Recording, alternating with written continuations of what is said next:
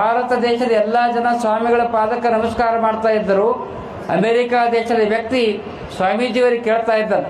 ಏನು ಕೇಳ್ತಾ ಇದ್ದಾರೆ ಸ್ವಾಮೀಜಿಯವರೇ? I want peace, I want peace, I want peace. ನಿಮ್ಮ ದೇಶದಾಗ ಶಾಂತಿ ಇದೆ ಅಂತ, ನನಗೆ ಶಾಂತಿ ಬೇಕು, ಶಾಂತಿ ಬೇಕು ಅಂತೇಳಿ ತಿಳ್ಕೊಂಡು ಕೇಳಿದಾಗ ಸ್ವಾಮೀಜಿಯವ್ರು ನಕ್ಕೋತ ಹೇಳ್ತಾರೆ.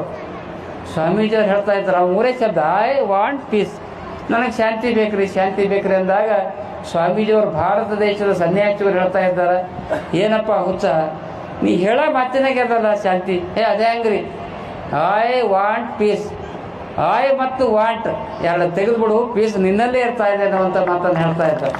ಇದರ ಅರ್ಥ ಏನಂದ್ರೆ, ಐ ಅಂದ್ರೆ ನಾನು ಎನ್ನುವಂಥ ಅಹಂಕಾರ, ವಾಂಟ್ ಅಂದ್ರೆ ಬೇಕು ಎನ್ನುವಂಥ ಆಸೆ. ಅಹಂಕಾರ ಮತ್ತು ಆಸೆ ಎಲ್ಲ ತೆಗೆದುಬಿಡು, ಶಾಂತಿ ನಿನ್ನಲ್ಲೇ ಇರ್ತಾ ಇದೆ ಅನ್ನುವಂಥ ಮಾತನ್ನು ಭಾರತ ದೇಶದ ಸಂತರು ಹೇಳ್ತಾ ಇದ್ದಾರೆ.